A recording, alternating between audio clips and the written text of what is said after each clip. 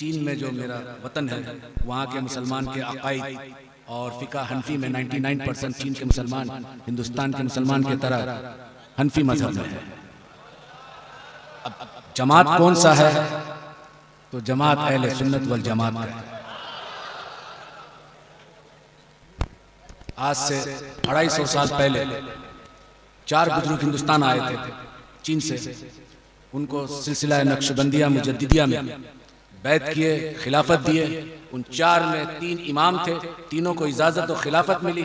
चौथा एक शख्स अय्यूब नाम था, वो सिर्फ बैत होके मुरीद होके वापस गए हिंदुस्तान से। ये 3 शख्स जिसको खिलाफत मिली थी, उनका नाम है सैयद दाऊद रहमतुल्लाह अलैह, शाह कमालुद्दीन नक्शबंदी रहमतुल्लाह अलैह, शाह शमसुद्दीन रहमतुल्लाह अलैह। ये 3 खानका 250 साल से चीन में मौजूद है आज तक। चीन के कम्युनिस्ट पार्टी इस वक्त चीन दुनिया में बहुत पावरफुल कंट्री है।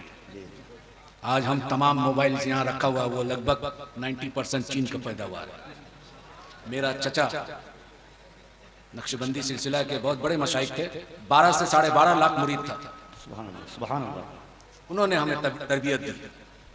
मेरा ताल्लुकात हिंदुस्तान से इसलिए है कि मेरे वाली साहब हिंदुस्तान आए, मेरा माँ हिंदुस्तान के। मेरी तालीम चाइना में हुई। जब तमाम तालीम खत्म हो गया, ग्रेजुएशन हो गया चाइनीज जबान में, तो मेरा वाली साहब कहे कि क्या बनना चाहते हो, डॉक्टर, इंजीनियर। तो हमने कहा कि हमारे आबो अजदाद क्या था। हम अपने दादा के बारे में ज़्यादा जानकारी नहीं था। बोले हम सब नक्शबंदी सिलसिला के थे। हमारे वाली साहब यानी कि मेरा दादा शाह कमालुद्दीन नक्शबंदी रहमतुल्लाह अलैह, मेरा वाली साहब कहे कि वो दीन का खिदमत किए, उसका वाली साहब दीन का खिदमत किए। तो हमने कहा कि जब इस खानदान से हम बिलोंग करते हैं तो फिर हमें दुनियावी तालीम क्यों दी, दीनी तालीम किसी मदरसा में देना चाहिए था। तो बोला कि आका अलैहिस्सलाम का एक मशहूर वाक़यात है, हदीस नहीं है, कि इल्म सीखना के लिए अगर चीन जाना पड़े, बस इस वजह से हमारा ताल्लुकात चीन से है। और ये आका अलैहिस्सलाम के ज़माने में बहुत मशहूर था, इसलिए हमने चीन भेज दिया तुम्हें। बहरहाल तब मेरा शौक और ज़ौक़ इमाम रब्बानी मुजद्दिद अफ़सानी रहमतुल्लाह अलैह पे हुआ कि सिलसिला नक्शबंदी मुजद्दिदी का बानी जो है इमाम रब्बानी मुजद्दिद अफ़सानी रहमतुल्लाह अलैह। तो जिस शख्स के बारे में मैं जानता नहीं, उनके मजार में जाकर किस तरह ताज़ीम और तकरीम किए मैं नहीं जानता, इसलिए मैं नहीं जाता था। पहले इस शख्स के बारे में जान लूँ, फिर उसके बाद तो मैं स्टडी करने लगा, उर्दू पढ़ने लगा। फिर बहुत जल्दी पढ़ा, क्योंकि बरस जब शौक होता है किसी लैंग्वेज को सीखने के लिए, तब अल्लाह ताला भी मदद करता है। वो दीन का मामला था, तसव्वुफ का मामला था, तो बहुत जल्दी ये मरहला ख़त्म हुआ। फिर बहुत सारे अरब ममालिक में मैं गया देखने के लिए, मिस्र, सूडान, इथोपिया, जितना अरब मुल्क है। फिर उसके बाद सेंट्रल एशिया गया, जितना 1991 में उज़्बेकिस्तान, किर्गिस्तान, सोवियत यूनियन टूटने के बाद इस हिस्सा में मुसलमान हनफी ज़्यादा है, अब तो तुर्की तक। उसके बाद जब दीनी तालीम पूरा मुकम्मल हो गई, अब ज़ौक़ और शौक़ व तसव्वुफ़ क्या है। और तसव्वुफ़ सीखने के लिए सबसे पहले आपको 2 चीज़ चाहिए। एक आपको कामिल मशाइख, जिसको हम पीर साहब कहते हैं। आज यहाँ एक बहुत बड़े पीर महबूब अली शाह रहमतुल्लाह अलैह, यहाँ आज हम लोग को हाजिरी का नसीब हुआ। वो कौन शख्स थे, क्या थे, जो दुनिया भूल नहीं पा रहा है। वो पूरी ज़िंदगी तसव्वुफ़ के बुजुर्ग थे। जब तसव्वुफ़ के बुजुर्ग सलूक की राह में कमालात हासिल कर लेते हैं तो अल्लाह ताला उनको अपना दोस्त बना लेता है और विलायत के नेमत से नवाज देता है। तो उन्हीं के एक ज़ौक़ और शौक़ और एक रूहानी निस्बत हमें यहाँ खींच लेके आई। मेरा मादरी ज़बान चाइनीज़ है। अब चीन के बारे में थोड़ा मैं जानकारी दे दूँ। हम रसूलुल्लाह सल्लल्लाहु अलैहि वसल्लम के ताज़ीम में जब वहाँ जुमा का नमाज होता है तो हर मस्जिद है, तो जुमा के नमाज के बाद सलात व सलाम पढ़ा जाता है। और जब सलात व सलाम पढ़ा जाता है, अगर ये गांव साइड में मस्जिद है तो वो किसान लोग खेती करता है, कुछ लोग गाड़ी से जाता है, तो जब ये सलात व सलाम पढ़ा जाता है और इसका आवाज जहां तक जाता है, औजार छोड़ के खड़े हो जाते हैं। सुभान अल्लाह। मैं ऐसा ताज़ीम दुनिया के किसी भी मुख्तलिफ इलाकों में सफ़र कर हासिल किया, लेकिन देखा नहीं। तो फिर मेरा दिल, ये इतना चाइनीज़ लोग इतना मोहब्बत और इतना ताज़ीम और तौक़ीर, तो वो पता चला स्टडी करके कि ये 3 खानका जो बनाए थे उसी की कमालात है। अब सवाल उठा, क्योंकि तबलीग जमात के लोग भी चीन पहुंचे थे, पाकिस्तान से उनका ताल्लुकात अच्छा था, तो जुमा के टाइम ये लोग बैठे रहते थे। तो मेरा चचा बोला कि ये पाकिस्तान का और हिंदुस्तान का भाषा तुम लोगों का एक ही है? हम बोला लगभग एक ही है, उर्दू बोलते हैं, हम हिंदी बोलते हैं। तो बोला समझ सकते हैं? बोला तो इन लोगों को कहो कि आइंदा हमारे मस्जिद में ना आए, नमाज पढ़ के चले जाए, दीन ना लेके आए। क्या सिखाने आया?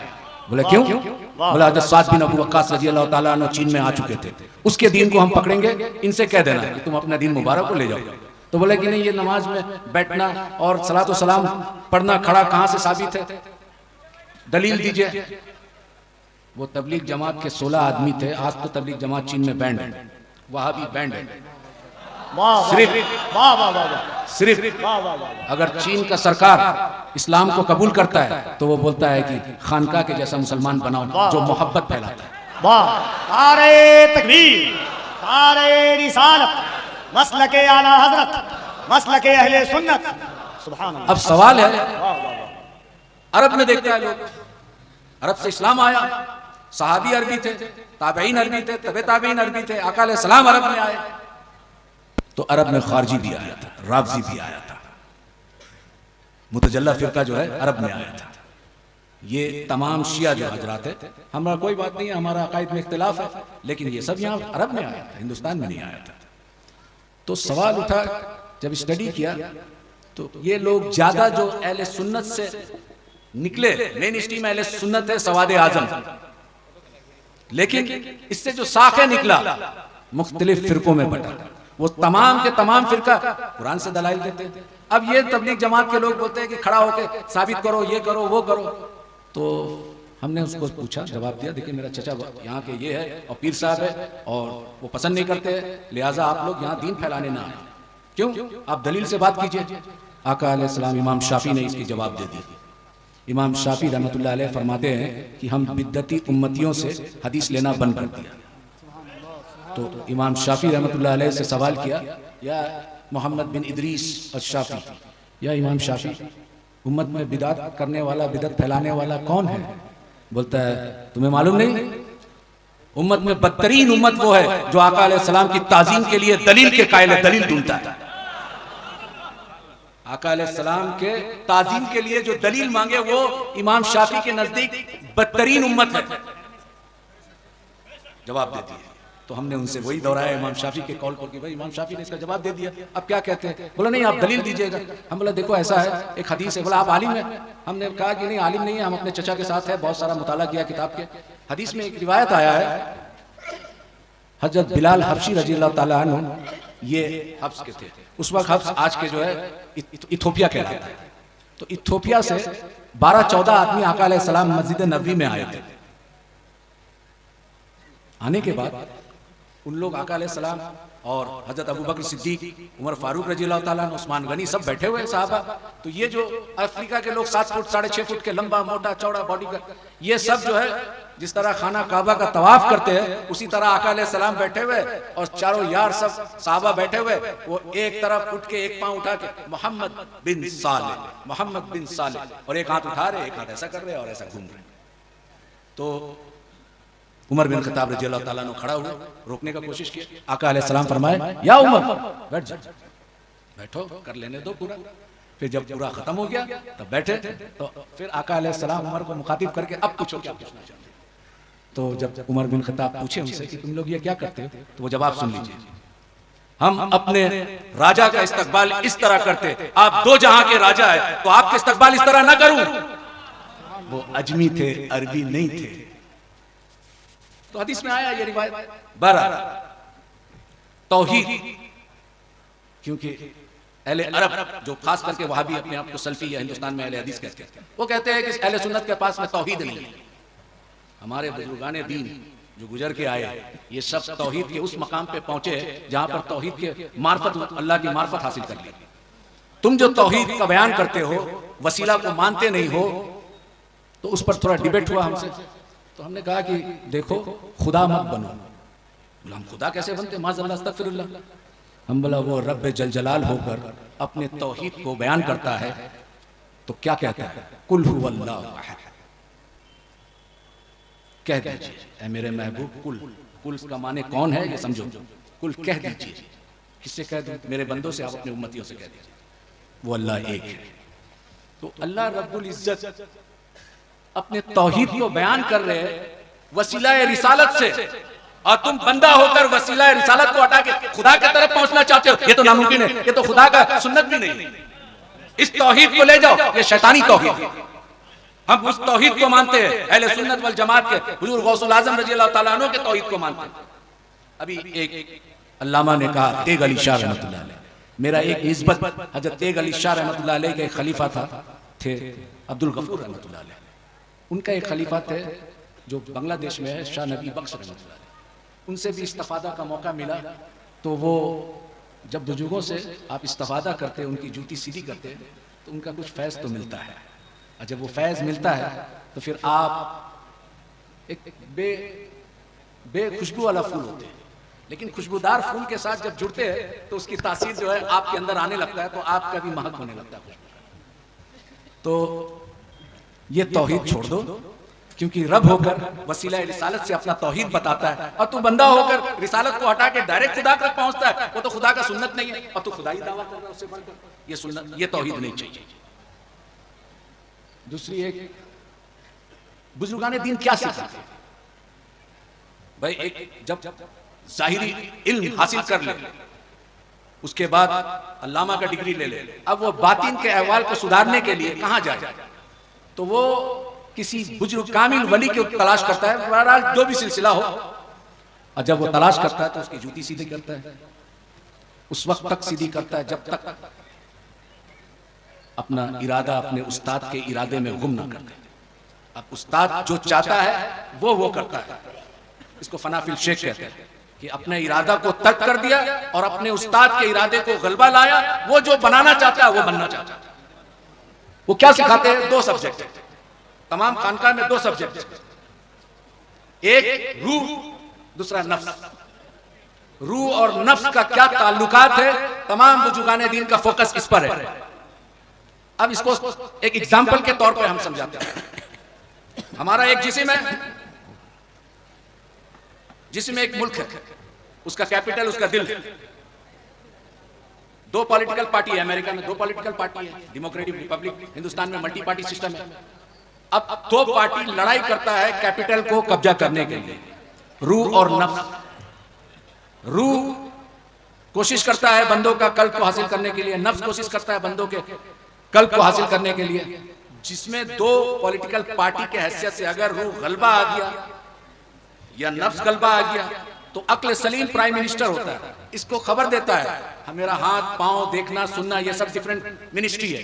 तो जब नफ्स गलबा पा लेता है और पूरा इसका कल्ब पे नफ्स का गलबा हो जाता है, तो इसको बुजुर्गाने दीन इस दिल को कहते हैं कल्ब जुल्मानी, क्योंकि नफ्स का गलबा हो गया, रूह इसका कमजोर है। सूफी क्या कहते हैं?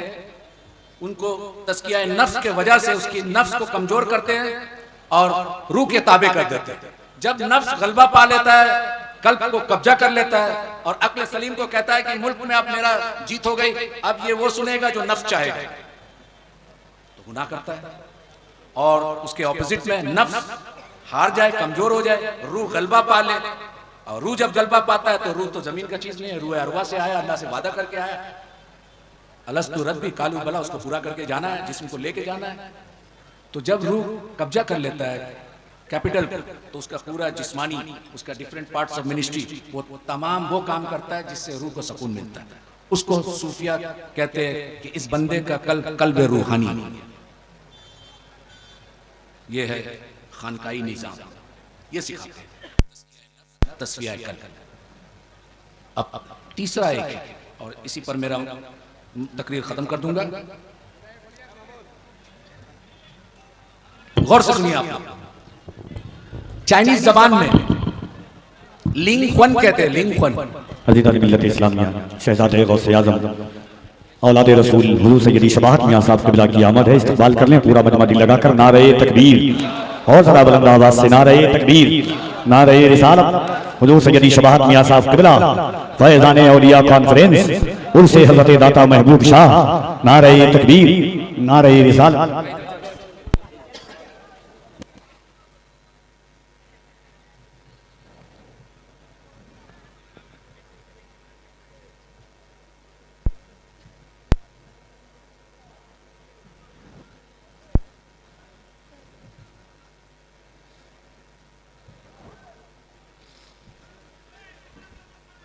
कब्र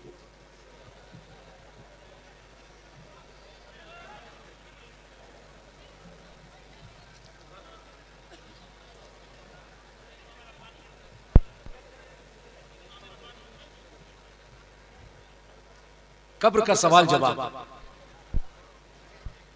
बुखारी शरीफ, मुस्लिम शरीफ में मन रब्बुका मा दीनुकुम नहीं, मा कुंतुम तकूनु फी हाजल रजुल हुआ मुहम्मद रसूलुल्लाह सल्लल्लाहु अलैहि वसल्लम। आपसे कब्र में सवाल जवाब होगा। क्या सवाल जवाब होगा? आपसे पूछा जाएगा और रसूलुल्लाह सल्लल्लाहु अलैहि वसल्लम का दीदार होगा और पूछा जाएगा इस शख्स के नाम मोहम्मद रसूलुल्लाह सल्लल्लाहु अलैहि वसल्लम है, इसके बारे में क्या कहता था। पास्ट टेंस, क्या कहता था, इसका मतलब दुनिया में हम क्या कहते थे। ठीक है। अब बुखारी शरीफ में यह आ गया है कि आप कब्र का सवाल जवाब में आपसे पूछा जाएगा, रसूलुल्लाह सल्लल्लाहु अलैहि वसल्लम का दीदार होगा और दिखाया जाएगा और आपसे पूछा जाएगा, फरिश्ते उनका नाम भी बता देंगे। आपसे पूछा जाएगा जब जिंदा था दुनिया में इनके बारे में क्या कहता था। अब यहां पर हाजिर और नाजिर का मामला था। कुछ उलमा का ख्यालात है कि रसूलुल्लाह सल्लल्लाहु अलैहि वसल्लम के रोज़े अतर का पर्दा जो है वहां से खोल दिया जाएगा, उनका दीदार कराया जाएगा और पूछा जाएगा। कुछ का ऐसा ख्याल है, कुछ का है कि दीदार नसीब होगा, कब्र में दीदार मुस्तफ़ा सल्लल्लाहु अलैहि वसल्लम का दीदार होगा और आपको नाम बता के फरिश्ते पूछेंगे क्या कहता था। ठीक है। अब ये अमीरुल मोमिनीन फिल हदीस इमाम बुखारी रहमतुल्लाह अलैह। अब हम पूछते हैं कि रसूलुल्लाह सल्लल्लाहु अलैहि वसल्लम अभी मदीना मुनव्वरा में मौजूद है और यमन में, मक्का में सहाबा वफात पा गए, उनको दफन कर दिया गया। तो यही सवाल अगर है तो आका अलैहिस्सलाम तो अभी दुनिया में मौजूद है, फिर किसको दिखाया जा रहा है कब्र में? अभी मौजूद है दुनिया में, मदीना मुनव्वरा में। अगर बुखारी शरीफ का इसी हदीस को माना जाए तो ठीक है, तो फिर रसूलुल्लाह सल्लल्लाहु अलैहि वसल्लम के जमाना में बहुत सारा सहाबी किसी को शहीद कर दिया गया, कोई दुनिया से रुखसत हो गए। तो फिर उनको जब दफन किया गया तो आका अलैहिस्सलाम का दीदार हुआ, पूछा गया तो आका अलैहिस्सलाम तो मदीना मुनव्वरा में मौजूद है। एक दूसरा, रसूलुल्लाह सल्लल्लाहु अलैहि वसल्लम अब दुनिया में है नहीं। जब दुनिया में थे तो अगर यही क्वेश्चन है पूछा जाएगा तो दुनिया में नहीं है तो भी दिखाया जाएगा। अब वो कहते हैं कि हुजूर अकबर सल्लल्लाहु अलैहि वसल्लम, ठीक है, अभी कोविड का टाइम में दुनिया में एक ही टाइम में कितने लोग गुजर गए होंगे, कितने लोग का मौत हो गया होगा। सपोज पूरी दुनिया में 10 लाख आदमी एक ही टाइम में मौत हुआ तो मुल्कुल मौत तो एक है। भाई मुल्कुल मौत का ताकत ये मानते हो कि एट अ टाइम, एक ही मिनट, एक सेकंड में 10 लाख आदमी को पूरी दुनिया से मौत का फरिश्ता रूह कब्ज कर सकता है। ये उनका इख्तियार में, ये उनका पावर अल्लाह ने दिया। और ये 1 लाख आदमी को एक ही टाइम में दफन कर दिया जाए और एक ही टाइम में मुनके नकीर रसूलुल्लाह सल्लल्लाहु अलैहि वसल्लम को ज़ियारत भी हो रहा है और पूछा जा रहा है कि इसके बारे में क्या कहता है। तो हर जगह हाजिर और नाजिर नहीं। क्या है? हमारे बहुत सारे असलाफ जो बुजुर्गाने दीन गुजरे, इमाम जलालुद्दीन सूती रहमतुल्लाह अलैह, तो कहते थे हम आलिम बेदारी में ज़ियारत किया रसूलुल्लाह सल्लल्लाहु अलैहि वसल्लम का। इमाम रब्बानी मुजद्दिद अल्फसानी रहमतुल्लाह अलैह वो तशव्वुद में अशहदु अल्ला इलाहा भूल गए थे, क्योंकि अस्सलामु अलैका अय्युहन नबी जब बोले थे तो उसको जवाब रसूलुल्लाह सल्लल्लाहु अलैहि वसल्लम दिए थे, वो उंगली उठाना भूल गए। आज समरकंद, बुखारा, उज़्बेकिस्तान, अफगानिस्तान का नॉर्दर्न पार्ट जो नक्शबंदी आज भी नहीं उठाते, बोलते इमाम रब्बानी भूल गए। नहीं, मकतूबात रब्बानी में उन्होंने खत लिखा। वो काजी नौमान बदख्शी रहमतुल्लाह अलैह को खलीफा थे कि देखो फ़कीर ने जो है नमाज में इस तरह का मामलात आया तो तशव्वुद में, क्योंकि आप हनफी है तो हनफी है तो अशहदु अल्ला इलाहा उठाएंगे, लेकिन आपने भूल गए। क्योंकि उस वक्त भूलने का कारण ये था कि रसूलुल्लाह सल्लल्लाहु अलैहि वसल्लम का सलाम का जवाब सुन लिए थे और जो शख्स रसूलुल्लाह सल्लल्लाहु अलैहि वसल्लम का जवाब सुन ले वो किस्सा ये सुन्नत याद रहेगा। तो उन्होंने कहा कि मैंने अपने खलीफा को लिखा, वो वक्त के मुजद्दिद थे लेकिन साहिब शरीयत तो नहीं थे। आज भी चाइना के बहुत सारे रिमोट एरिया में वो नहीं करते, बोलते इमाम रब्बानी रहमतुल्लाह अलैह के मकतूबात रब्बानी में नहीं है। बराबर। तो एक ही टाइम में इतने लोग का मौत हुआ और एक ही जगह में नहीं हुआ, दुनिया के मुख्तलिफ इलाकों में हुआ। एक ही साथ दफन कर दे और एक ही साथ किसका दीदार हो रहा है? रसूलुल्लाह सल्लल्लाहु अलैहि वसल्लम को दिखाया जा रहा है और पूछा जा रहा है कि इस शख्स के बारे में क्या कहता था। तो फिर हाजिर और नाजिर का क्या माने? यही तो माने। बराबर। एक छोटा से वाकयात है वो मैं बयान कर दूं, उसके बाद मैं खत्म करूंगा, क्योंकि मैं डायबिटीज से 35 ईयर्स हो गया। मैं 10 बजे सो जाता हूँ, सुबह 4 बजे उठता हूँ। तो वो मौलाना शौकत साहब ने रिक्वेस्ट किया कि आज, तो खैर बहरहाल कोई बात नहीं। मेरा चचा चीन में बहुत बड़े बुजुर्ग शाह शहीद रहमतुल्लाह अलैह, अभी हाल फिलहाल 4-5-6 साल हुआ इंतकाल कर गया। तो उनके पास आए, वो बड़ा खामोश रहते थे, 91 ईयर्स तक हयात था, लेकिन कमजोरी की वजह से वो खड़ा बैठ के नमाज नहीं पढ़ाई। नमाज का टाइम में बहुत जलाल हो जाते थे, इमामत करते थे। तो घर में सब लोग बोला कि आप इतना उम्र हो गया तो आप बैठ के नमाज पढ़े। बोला इमाम बैठ के नमाज नहीं पढ़ेगा, या तो हम अपना बेटा को दे दे इमामत करने, मैं पीछे बैठ जाता हूँ। तो उनके पास कुछ लोग आए, बोले हुजूर रसूलुल्लाह सल्लल्लाहु अलैहि वसल्लम का दीदार हमने सुना, आपके वाली साहब बहुत लोगों को इस जगह में रसूलुल्लाह सल्लल्लाहु अलैहि वसल्लम का मुरीद करके 3-4 दिन में दीदार करा दिए थे, तो आप भी करा दिए, कैसे होगा? तो चचा देखे बहुत सारा लोग ऐसा, बोला ठीक है कोई बात नहीं है, अभी थोड़ा मुरीद में ट्रेनिंग हो। उसमें एक लड़का बड़ा जिद्दी था, उसका नाम था सलाउद्दीन। वो थोड़ा चाइनीज कराटे कुंफू का मास्टर भी था, बहुत सारा अवार्ड ले चुका था। तो वो थोड़ा जिद करने लगा। तो चचा बोले ठीक है, तुम रसूलुल्लाह सल्लल्लाहु अलैहि वसल्लम का दीदार करोगे, कसरत से दरूद शरीफ पढ़ो और कसरत से सुन्नत पर अमल करो। तुम 40 दिन तक करो, फिर उसके बाद इंशाल्लाह हम रसूलुल्लाह सल्लल्लाहु अलैहि वसल्लम का दीदार करा देंगे। वो शुंफा बोल के एक जगह है, वहां पे सैयद अब्दुल फतूह रहमतुल्लाह अलैह आए थे समरकंद से। उन्होंने उस जगह में कुछ तिब्बती लामा ग्रुप था, वो पूरा मुसलमान हो गया वो एरिया में चाइना का सालार कौम कहते हैं, ये लोग तुर्की से आए थे। वहां मिर्चा एक होता है, छोटा मिर्चा होता है, वो बहुत झाल, एक मिर्चा खाना मुश्किल है। तो चचा बोले कि सालाचू, हम चाइनीज में बोल रहे हो, जिस तरह मेरा चचा बोले सलाउद्दीन नीची सालाचू ना पे ना ला जाओ कोला, सलाउद्दीन सालार चले जाओ, वहां का मिर्चा लेके आना। हदा पापा बोलते थे, बाबा, पापा माने बाबा, हदा पापा वो चितावला था छीला माय कोला आ गया। बोला सलाउद्दीन मेरे हुजरा में आ जाओ। फिर एक ताला था, चाबी लगा दिए और चाबी मेज में रख दिए। बोले मिर्चा पूरा खा लो। मिर्चा खा लिया, एक मिर्चा खाना मुश्किल है, 50 ग्राम मिर्चा। वो बस उम्र था, बड़ा ज़ौक़ और शौक रखता था, तो चिबा चिबा के खा लिए। खाने के बाद उसको हिचकी आने लगा, अब वो पानी खोजे। बोला सलाउद्दीन पानी मत पीना, अगर अपना ख्वाब को पूरा करना है तो पानी मत पीना, और अगर झाल बर्दाश्त ना हो तो चाबी वहां रखना है, खोल के चले जाओ, और ये इरादा तर्क कर देना। ठीक है। अब वो परेशान, इधर छपक इधर ये उधर वो, अब थूक निकाल रहा मुख से और थूक में जबान को लगा रहा है, लहर रहा है। वो तो मिर्चा आम मिर्चा नहीं है, आप यहाँ कालिम्पोंग दार्जिलिंग में चले जाइए, एक छोटा सा मिर्चा आता है, उसको क्या दलू कुरसाई बोलते हैं लोकल लैंग्वेज में, वो एक तो खा लीजिए। आसाम में चले जाइए, भूत, वो बंगला भाषा में मिर्चा को क्या बोलता है, नहीं भूत लंका ना क्या बोलते हैं आसाम में, वो खा के एक तो दिखा दीजिए आप। तो वो सालार का वो मिर्चा खाने के बाद ये तड़प रहा है, ये कर रहा है, वो कर रहा है। बोला सलाउद्दीन नीनेन दरूद, सलाउद्दीन दरूद शरीफ पढ़ो, तुमको दीदार करना है, तुम्हारा वो ख्वाब को पूरा करो, चाबी वहां रखना है, अगर दम तोड़ दे तुम्हारा ख्वाहिश तो फिर ताला खोल के घर चले जाना, पानी पी लेना। अब वो किसी तरह से ऐसा वैसा करके, और चचा जो है तो ज्यादा उम्र हो गया था, सो गए।